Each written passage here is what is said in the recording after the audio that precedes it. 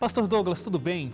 Tudo bem. Muito obrigado por estar aqui com a gente no Identidade Geral, conversando sobre um assunto tão interessante. A educação adventista está fazendo 120 anos e aí o seu doutorado...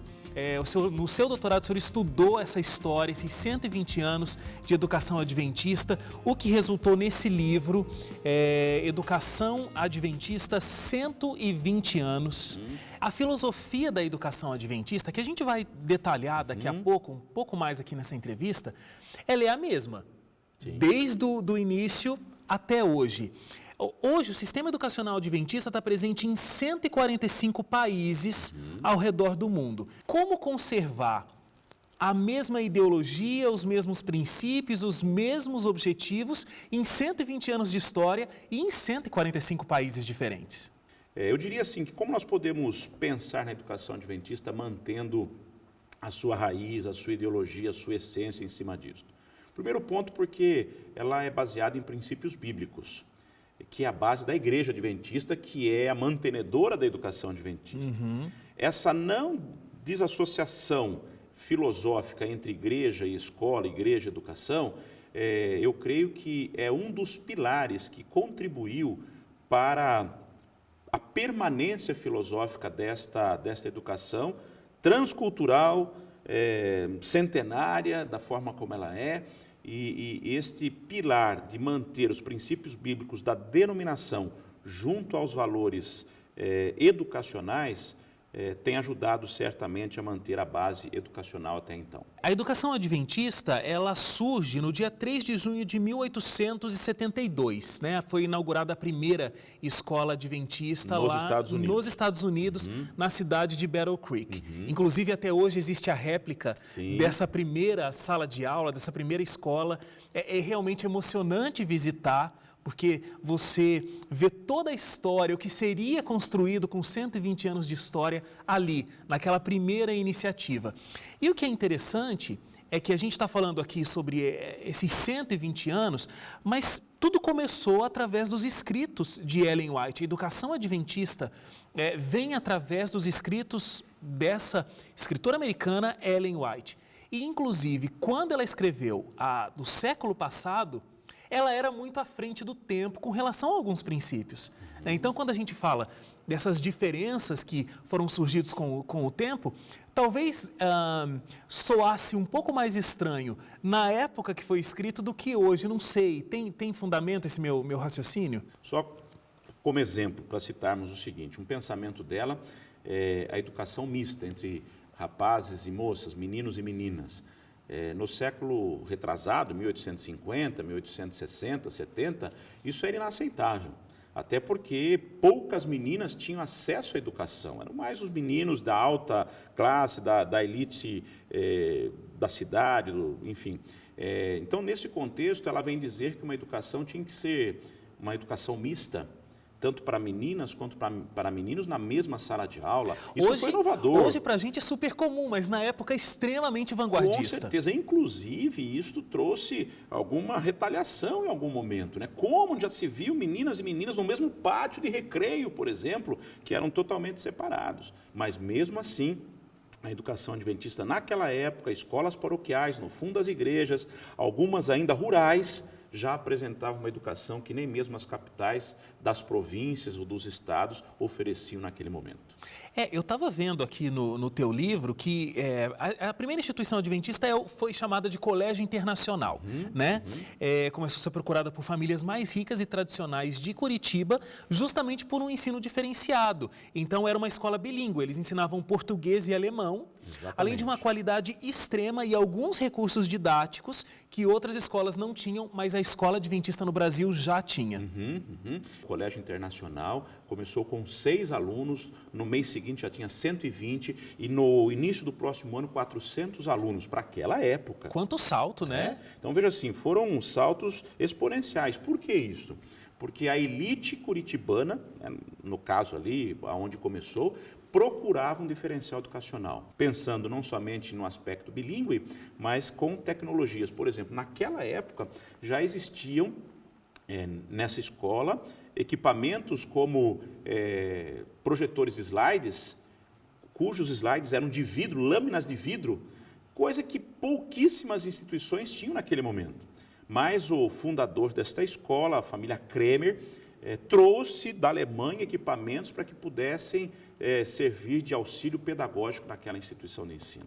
A educação adventista, por exemplo, em Curitiba, começou antes mesmo que a própria igreja adventista em Curitiba. Não tinha igreja em 1896. A primeira igreja adventista, o primeiro templo, ele foi inaugurado em 1896, mas em Gaspar Alto, onde do lado, logicamente, em seguida começou a educação adventista. Eu gosto de retratar isto, que o objetivo da educação adventista no Brasil ele foi duplo. O primeiro deles era justamente evangelizar através das crianças cujas famílias não eram adventistas e que tinham oportunidade de conhecer a doutrina, a ideologia adventista, sendo ensinada através da educação adventista. E, por outro lado, os recém-conversos, que tinham algumas dificuldades, por exemplo, em relação às aulas de sábado, porque naquela época existiam aulas aos sábados, né? Então, era uma forma dessas crianças receberem uma educação de qualidade e ainda poderem estarem preservadas na sua fé, mantendo o dia de guarda, o sábado, como era a nova fé que aqueles pais estavam recém-conversos adquirindo a partir de então. Vamos falar de um outro período histórico que o senhor trata na sua pesquisa, que é a década de 60 aqui no Brasil. Então, a gente tem o regime militar, e as instituições adventistas tiveram que se adequar a novas leis. Algumas escolas não conseguiram, inclusive, fecharam. Alguns profissionais tiveram muita dificuldade de conseguir se adaptarem. Foi um período difícil, foi um período crucial para a organização do sistema educacional adventista no Brasil. Como é que foi esse período? Eu diria assim que a crise, quando ela chega, ela também cria sua oportunidade. A crise educacional no país, no regime militar, final do regime militar, proporcionou o crescimento da educação adventista. O que foi essa crise?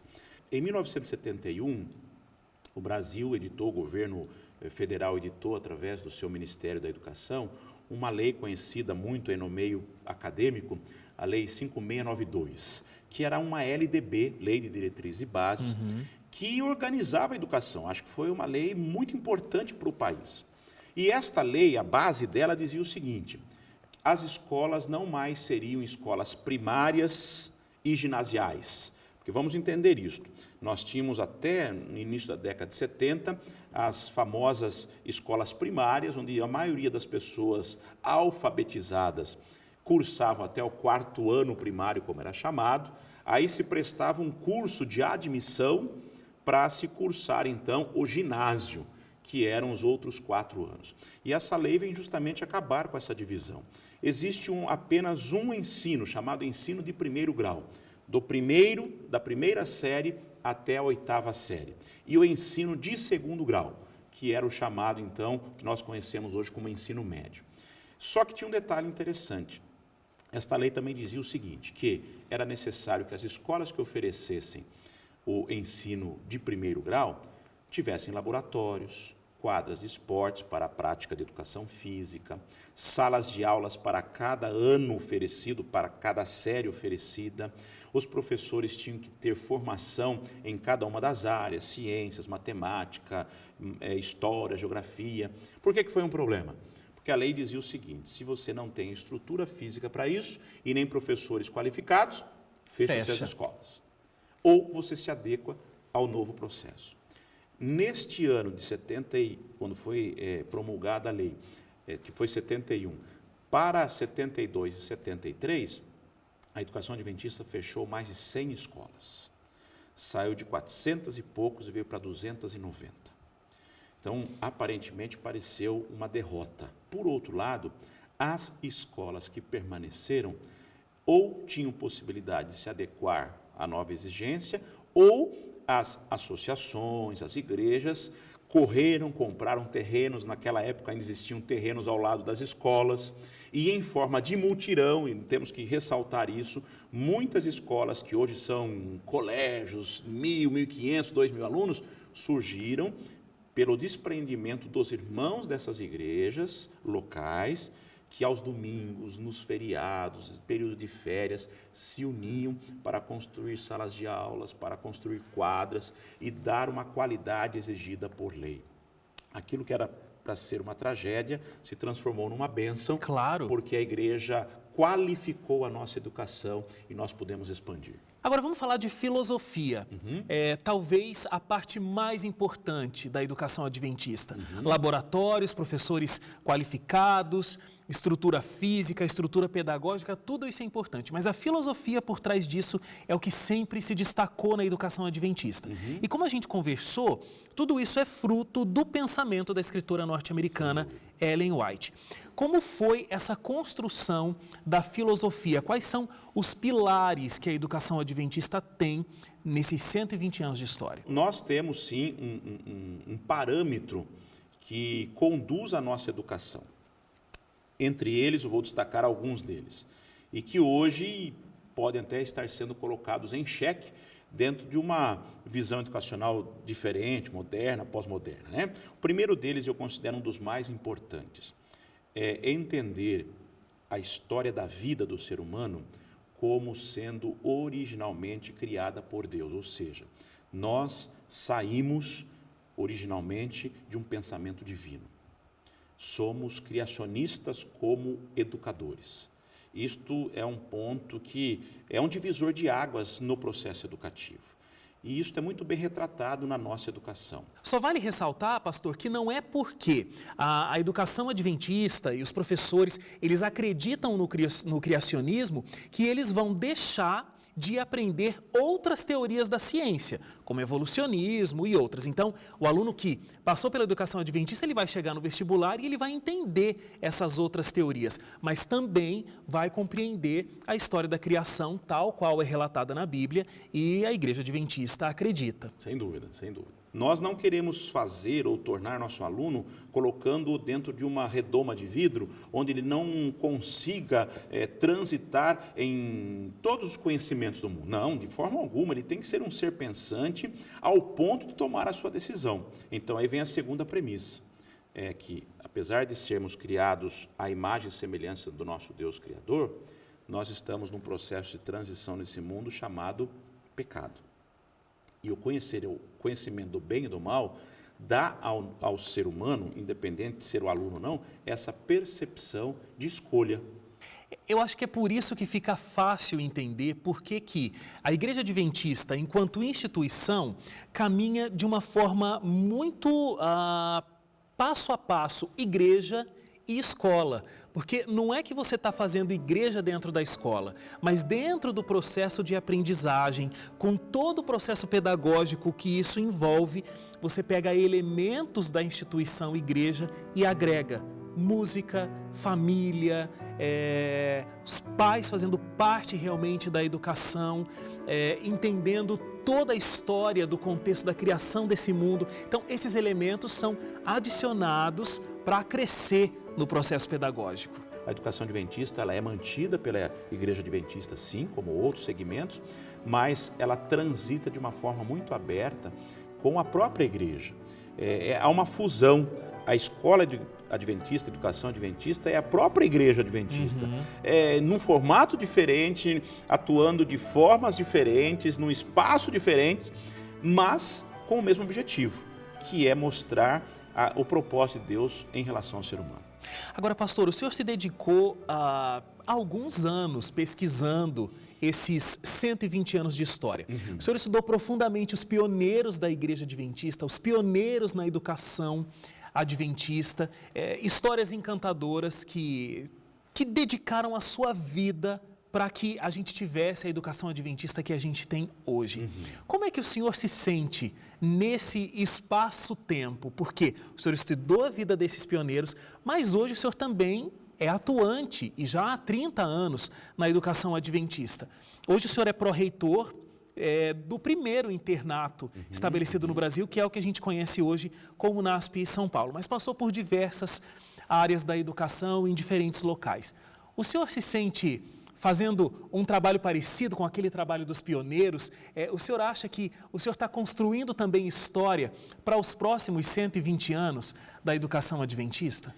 Eu diria que o processo educativo ele é formado por muitos sujeitos anônimos. E um professor lá na sua sala, lá no finalzinho de um canto do país, ele não imagina o que ele pode fazer por aqueles 20, 30 alunos que estão em sua sala de aula. Estas pessoas, mesmo sendo anônimas, elas deixaram um legado. Nós não teremos condições de pontuar, levantar, homenagear a todos esses educadores da educação adventista que literalmente muitos deles deram suas vidas para que a educação adventista, 120 anos depois, fosse o que fosse.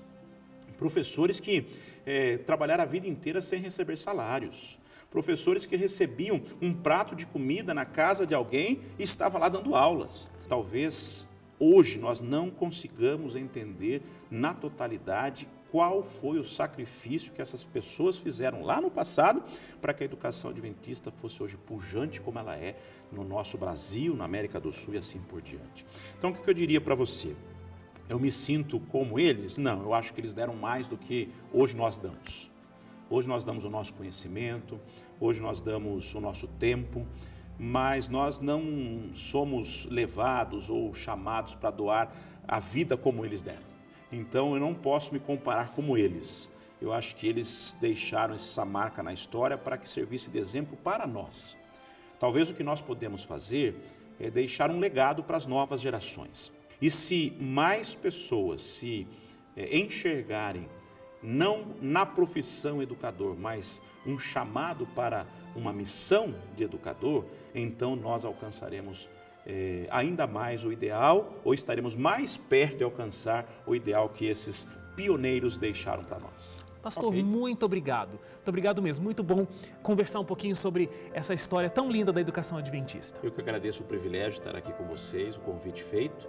E, repito, o importante é que nós tenhamos em mente que podemos deixar algo de nós para as gerações futuras e essa deve ser a nossa missão. Muito obrigado. Muito obrigado.